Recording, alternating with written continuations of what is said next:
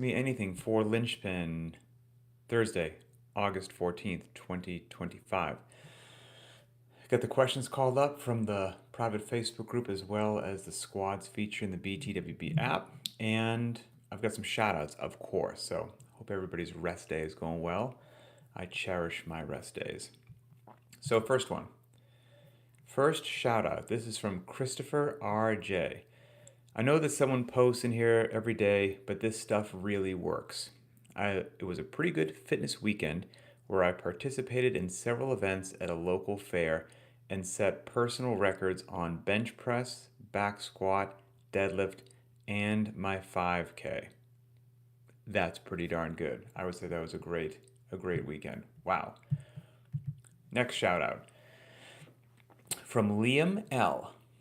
And let's see, just one of those top notch days in the gym. I maxed out on the deadlift at 345 pounds in July, and today I pulled 375 pounds, a 30-pound jump in less than a month. Congrats. That's ridiculous and awesome. 375 is legit. And final shout out, this one, there are places that I don't make any money. I don't make any money on the rower. The rower chews me up and spits me out. But Greg S., this is from August 4th, we had 5 by 500 meter row intervals. And this is what he put down on the rower for his 500 meter row intervals. He did his first one in 1:35, his second one in a minute 35, his third in a minute 37, fourth in a minute 38, and his final one, I guess he was a bit tired, 1 minute 41 seconds. That scored him a level 93, by the way, in BTWB. If everyone on this planet that I care about was being held hostage and they were going to get pushed off of a cliff, and I was like, what can I do to release these people that I care so much about? And the perpetrators, the bad guys, then brought out a Concept 2 rower and said, we will release everybody, but you need to row a 135 for one single 500 meter effort. I don't know if my family and loved ones would live, let alone to do what he did over and over and over again. That's crazy. Okay, so congratulations. Let's get into the questions today. Good stuff happening. We'll start with the ones in BTWB. First one from Kevin L. Hey Pat, how can I include learning a new skill, for example, muscle ups, into my training? Should I practice them instead of doing the accessory work after the workout? Many thanks for the help and thank you so much for this awesome training plan and community. Okay, cool. My pleasure. So hopefully this helps. So let's see. I've got some things scratched down to make sure I keep my train of thought on course. So if you want to practice a new skill, here are just some things in general. Let me move this over here. Okay. Let's just oversimplify it and say for any particular thing, you're going to need maybe some strength, the range of motion, and then there's the actual skill itself. So, for example, in taking, like maybe you want to work on your squat snatch, but you lack the range of motion on it. Can't get into a good squat. You can't stay, flat on your feet. Can't get your hip crease below your knee. You can't get your arms extended over your head and have your body be kind of vertical, like you're just tight as a drum. And so you need to work on improving your range of motion to even get into that position. So depending upon what you want to work on, there could be a range of motion thing that needs to get addressed first. If so, stretching, mobility, that's going to be your friend. So that's just kind of a blanket statement. Then the other things which could come into play for whatever it is that you want to learn is the strength component and then the actual skill or technique itself. So if we're talking about something like a ring muscle up, and this is a great example, do you have the ability to do 8 strict pull-ups and maybe 8 good strict like chest to bar pull-ups? Do you have that level of strength? Do you have the ability to do 8 strict ring dips, really deep, beautiful ring dips? Because obviously you're going to need that upper body pulling capacity as well as the dip strength in order to successfully do a ring muscle up. And I would suggest pursuing a strict one before you start kipping. And so there's a range of motion thing to consider, and then there's a strength thing to consider. And so for any particular skill or movement that you're looking to incorporate or practice, identify that, and maybe that's where you can start. If you don't have the upper body pulling strength and or you don't have the ring dip strength yet, work on those. Build up that capacity. Then if you have the range of motion, you have the strength, okay, because now we just need to go and practice the actual skill. And that's where the difference between training and practice kind of come into play. Training is, you're looking to increase your strength, increase your range of muscle, your range of motion or whatnot. That happens through, you working out. Practice just means you don't need any of those. You don't need more strength. You don't need more flexibility. You don't need more cardiorespiratory endurance. You don't need more stamina. You need to practice the skill. So an example of that is a lot of people struggle with double unders. If you can jump 2 inches off the ground and you can spin your wrists as your hands are down by your sides, you don't need any specific training to physically have the strength and range of motion needed to do the double under. You just need the practice side of the house, the neurological components, the coordination, accuracy, agility, and balance, the timing, the sequencing, and all of that. So understanding the difference between training and practice and what you need for any particular skill that you're interested in, that's probably a good thing to check out. So with regards to the muscle up, you could do it before or after the workout. I would just say it depends on what is your priority. If the workout is the priority, and therefore, one thing's probably going to get your best effort. And when you're fresh, that's probably what's going to get your best effort. So if your priority is the workout, then do the workout. Allow yourself to recover for a bit after the workout, and then you could practice whatever skill it is that you're working on. If you're like, I'm okay if we're doing Helen today, and because I did muscle up training, I'm a little fatigued, grip strength on the pull-up bar, and so my Helen's going to be 25 seconds slower today, and I don't care. I've done Helen 17 times. I want to get a ring muscle up. Cool. Then you could by all means get in a nice general warm-up and practice whatever skill it happens to be before the workout. And if it takes a little bit out of you, fitness is still going to be achieved during the workout. So I would say do whichever one of those protocols, before or after, for you in your life, you think will actually lead to the highest level of compliance, right? If you know yourself and you're like, yeah, if I wait till after the workout, I'm going to be so smoked. Who's kidding who? I'm just going to walk right back inside. I'm never going to practice this darn skill. Well, that's good to know yourself. And then I would recommend you do it beforehand, then you'll actually get the thing done. So that would be that. And there's certainly whatever skill you want to check out these days, there's plenty of free resources with a little bit of searching on YouTube or whatnot that you could find some great stuff. And this will also then, now shameless plug, there's also a lot of great, the varied not random cycles. If you go to variednotrandom.com, you're obviously on BTWB anyway. You can purchase one of those cycles for whatever it is that you happen to want. And then you have this systematic training plan that has already been figured out. It'll be uploaded to your app. You can open it, access it, and just follow along with what you're supposed to do every day. And there's a bunch of them. Let's see, I've got them somewhere here. So for all the varied not random cycles, under the get your first bucket, if you will, get your first strict pull-up, first kipping pull-up, first kipping bar muscle up, first strict ring muscle up, first push-up, first strict ring dip, first strict handstand push-up, and first toes to bar. Those are really, really cool. Then there's a bunch of barbell capacity stuff as well. For the clean, the jerk, the snatch, there's a back squat capacity, deadlift, shoulder press, and bench press. There's a program to get your first 5 feet of handstand walking. That's really cool. There's on-ramp programs for barbell, body weight, and dumbbell on-ramp. There's a back on the wagon program for somebody that has fallen off the fitness train and they want to kind of crawl, walk, run their way back in. There's a jump rope program, which is fantastic to walk you through all the jump rope from basic bounce, single under, double unders, arm crossovers, running step singles. There's a 1.5 mile run program. And then there is a run, bike, row program, which is 12 weeks long.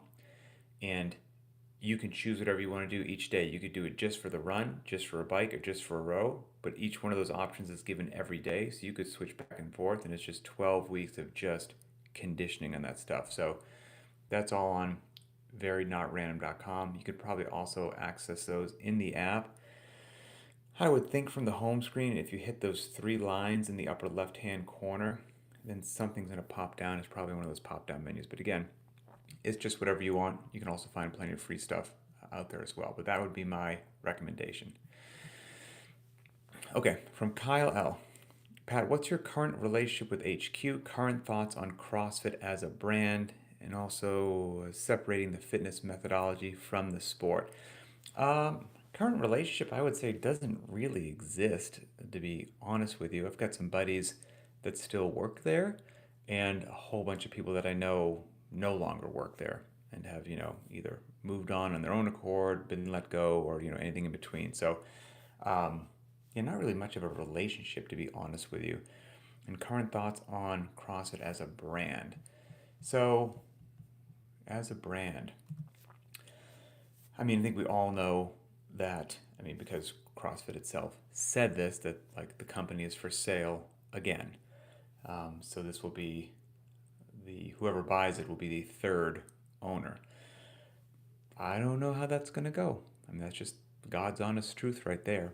Could be good, could be bad, could be totally irrelevant to everybody. Kind of a TBD, have to wait and see. Private equity owns it now. Just depends upon what your thoughts on private equity are. If they're good, bad, or indifferent.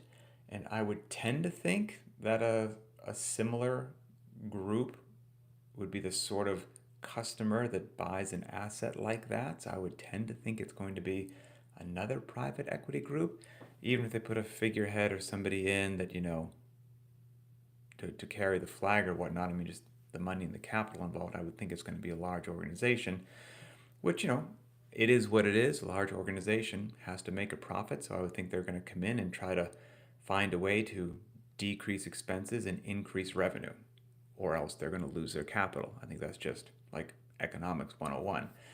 Does that happen in a way that everyone in the world who owns a gym or whatnot, or is following the CrossFit brand, is that executed in a way that adds a lot of value to the brand and brings a lot of new customers in and clients, or is it done in a way that hurts affiliate owners? Like, I don't know. I'm in the same kind of wait and see aspect as anybody else. I hope that it's obviously executed well. I'm a big believer in that a rising tide lifts all ships, and so I hope that a new owner comes in and honestly just crushes it, quite frankly. Current thoughts on CrossFit as a brand. I would say I don't know if they're doing a good job or bad job right now. I really have no idea. I would say a good role for HQ is, protecting the brand. They got a team of lawyers, IP, theft, things of that nature. I would think a big role for HQ, whether it's this group or the next group, is ideally bringing awareness to the brand, and then to the best of your ability and how you do this, like trying to make it cool.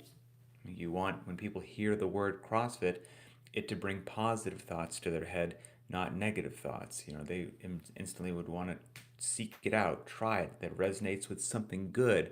And I think that spreading the word in a positive way and letting people know what CrossFit can do for them should be a major role of HQ, the current ownership group, the next ownership group, and I wish them the best, because I think that will be good for everybody. Like, gym owners want more people walking into their gyms and more people doing CrossFit. Hopefully they share some best practices to help make coaches better coaches, or tips and tricks to make affiliate owners more successful. And then other than that, I like the fact that it's an affiliate model and not a franchise. And what I mean by that is an affiliate model, like HQ is kind of just the administrative organization. Like, they stay out of the way of the affiliates. Like, I like that. Like, the affiliates have a tremendous amount of freedom to do business how they want to do business. And I hope with all of my heart that does not change in the future. That it doesn't, I don't know. I'm totally spitballing. I have no clue. But, if a new owner group comes in and they're like, it's got the affiliate model, that's cool, but let's inch more towards a franchise model. I don't, that wouldn't sound appealing, because I think that limits your freedom and whatnot. So I hope that it remains an affiliate model with just darn near unlimited freedom for the affiliate owners to do whatever they want to do. Let them cook, as the kids say these days. Let the affiliates cook. Because I might butcher this or paraphrase it or mess it up. I think the general gist of it is true. I agree with what I heard Greg Glassman say on many an occasion, which is, you've got just one HQ and thousands of gyms, affiliates all around the world.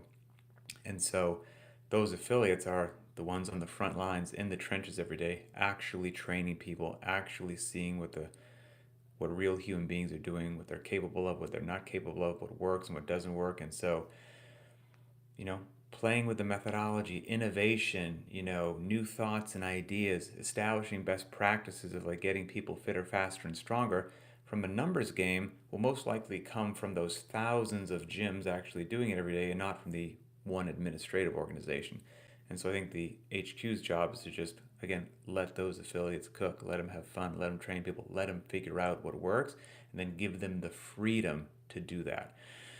And so hopefully that happens. And I do agree with you. I think a big part of their job is also just to separate and educate on the difference between the fitness methodology of CrossFit and then the sport of CrossFit. Yep, I think that would be great as well. Yeah, and again, I got no idea if the future is bright or bleak. I've got no clue, but I will tell you, it is actually largely irrelevant to what we do at Lynchpin. It really is. I mean, we use the methodology. And the methodology, I've used this analogy before, it's like toothpaste in a tube. Once you squeeze that toothpaste out of a tube, you can't really stuff the toothpaste back in there. The methodology is out there forever and ever for all of us to use and all of us to benefit from. Whether a new ownership group does things wonderfully and strengthens the brand, or does things terribly and just crashes the plane into the mountain. What we do at Lynchpin, and probably what most gym owners are doing all around the world, like, that ain't going to change. We're going to do what works. And so we will continue to have real talk. We'll do what's effective. We don't care about what's popular. We will cultivate an amazing community.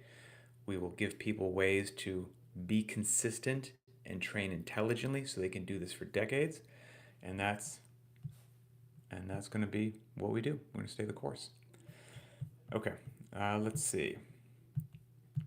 Next one. From Jennifer B.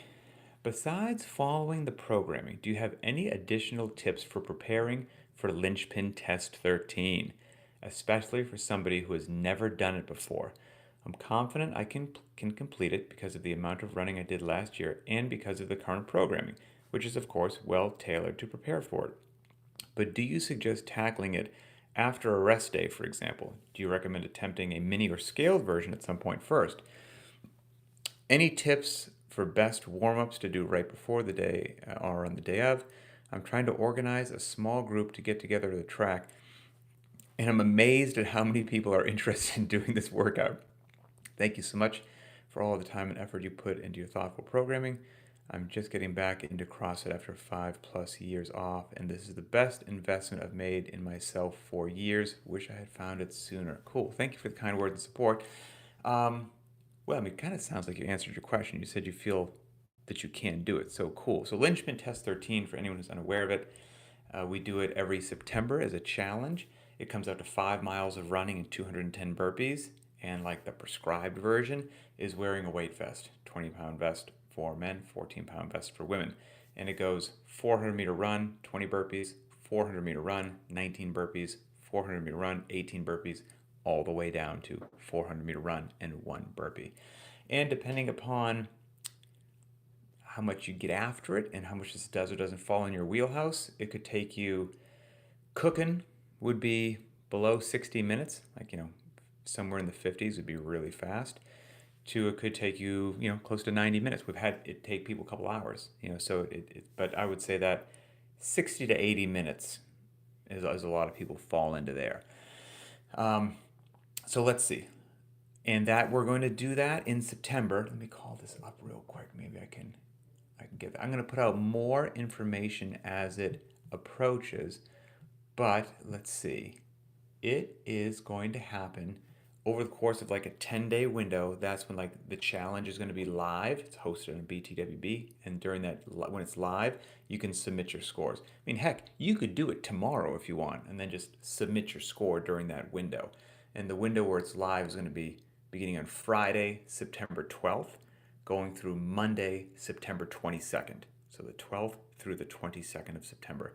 And that includes 2 weekends to give as many people as much free of an opportunity to actually do it. And registration will go live about a week before that. And there's going to be a way to do it in that prescribed manner that I just said. Then another like option that you could select if you sign up for the challenge in BTWB will be doing the same thing but just without a weight vest. And then a third option is if you're going to do it on an air bike. And then a fourth option is if you're going to do it on a rower.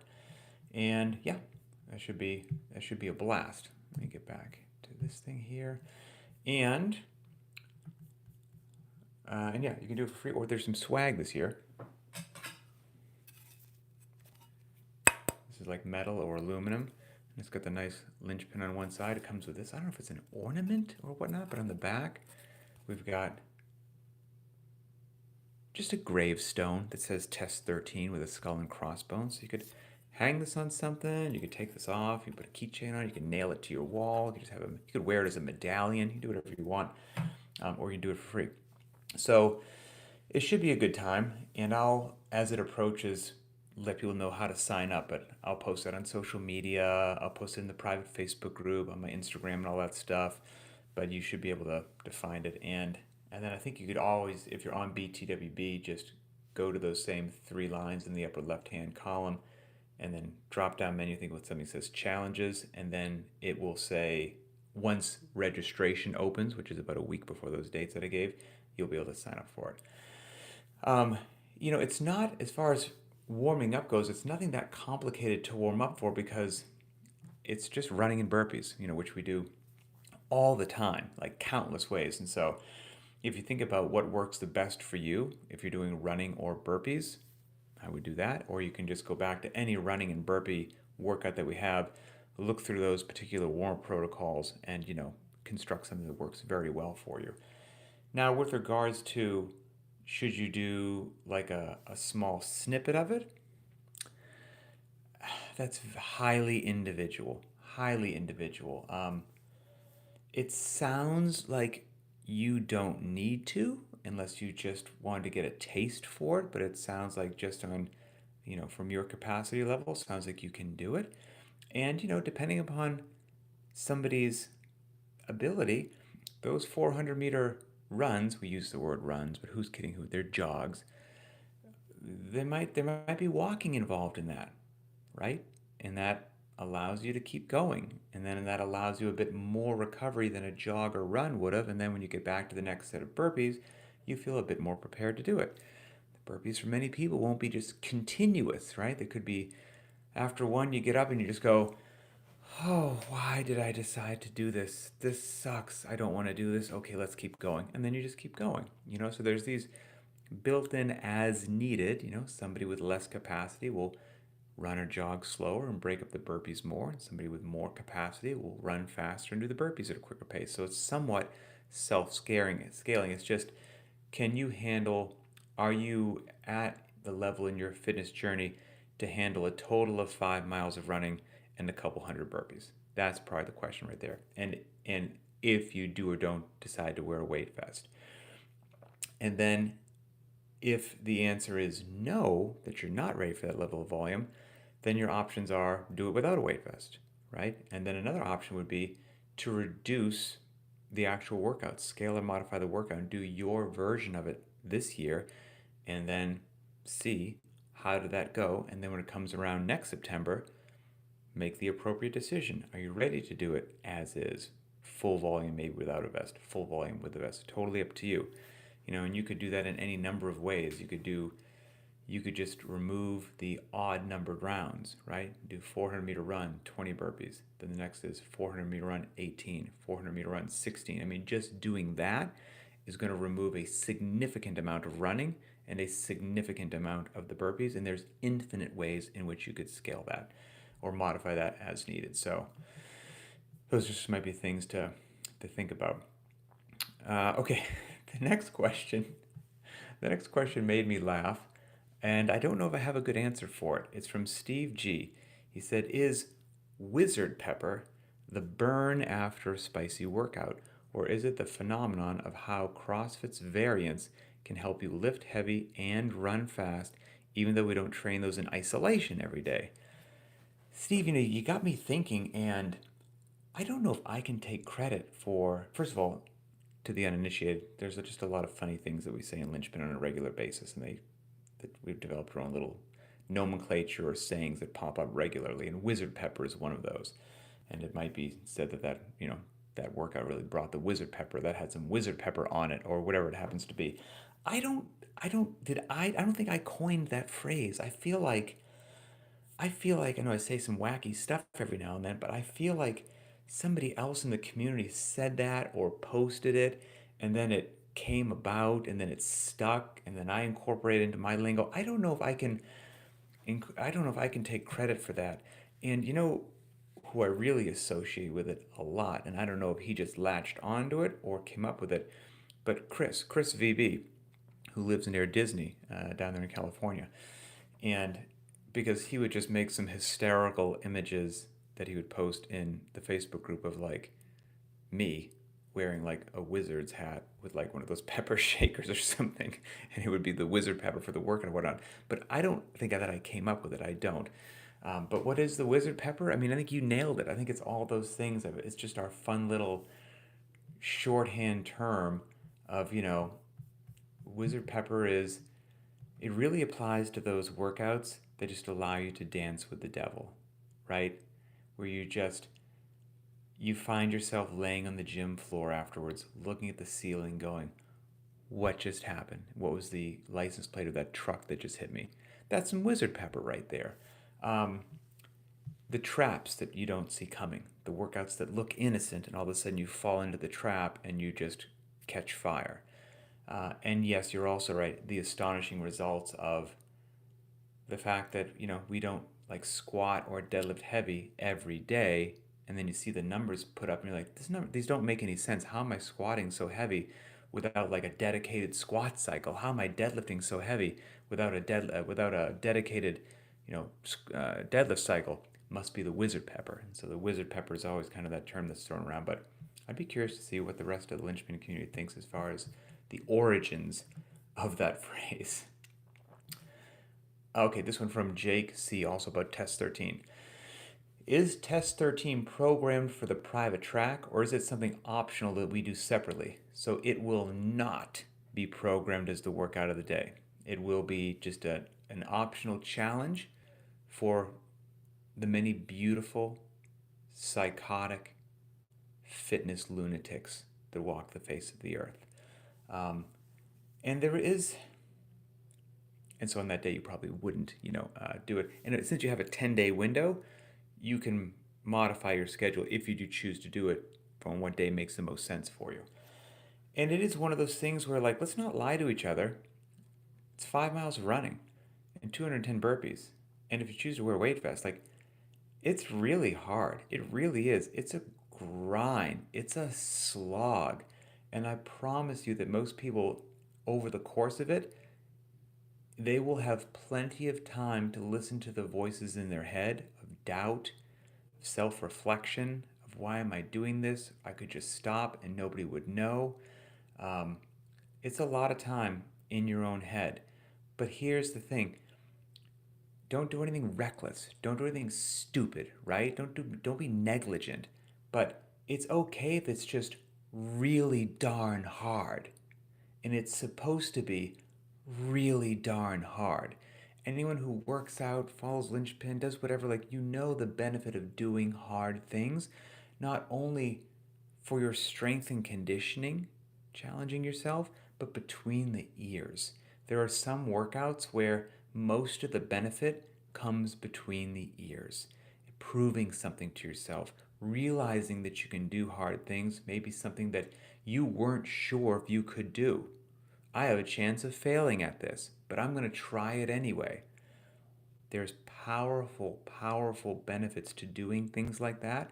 And for a lot of people, Lynchpin Test 13 gives them that opportunity.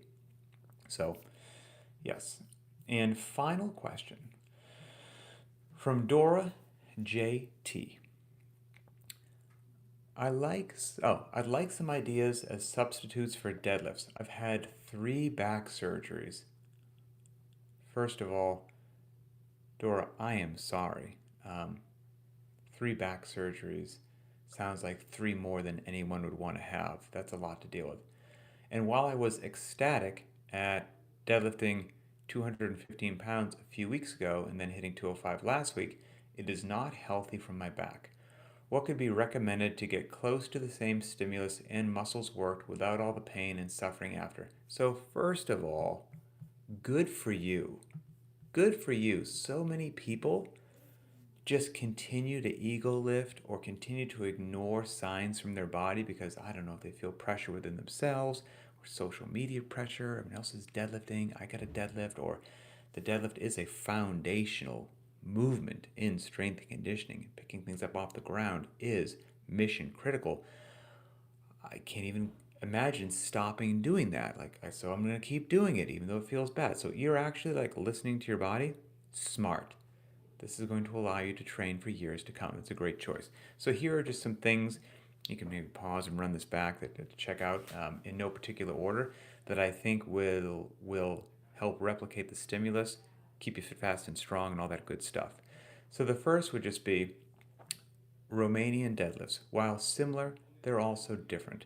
And so I don't know if you've ever played with them before, but it might be something that you want to play with at light or moderate load and see, because some people will report that it's less demanding on the back is maybe a good way to say it. Done at light or moderate load. So especially you're talking about pulling a heavy 1 rep max deadlift. So check out some light or moderate Romanian deadlifts. How do those feel? Give yourself a few days, check back in after that. Then I would also check out good mornings, glute ham raises, Nordic curls, hip and back extensions, all styles of plank hold, any style of plank hold that you can think of. Single leg dumbbell deadlifts, how do those treat you? Are those okay? I mean, they obviously will be done. I would do them at a much less of a load. You were talking about deadlifting north of 200 pounds. Maybe you do them with just a 50-pound dumbbell in your hand or 35-pound dumbbell. How do those feel? Glute bridges, those could be unloaded. Hip thrusts, thinking loaded. And then depending upon if you have the toys for this and the space to do it in, yoke carries. Then like a prowler or a sled push, fantastic. Then if you have a drag sled, you can drag the sled or you can pull the sled. And then farmer's carries, suitcase carries, front rack carries, and then bear hug, either static or bear hug while walking. That sort of a carry. All of those, I'm not saying those will treat your body well, because only you know how certain things feel on you, and some of these you may have played with and some of these you may not have. But these are things I think would strengthen similar musculature and get you the results that you're looking for. But you might want to just sprinkle these in every now and then give yourself some time to assess how they feel, and then take a crawl, walk, run approach to that. But I think they'll treat you well. So that's it. Hopefully that helps. Okay. All right, everybody. Thursday, right? Yeah, rest day. Great day. Enjoy yourselves. Keep being awesome to one another, and I will see you online.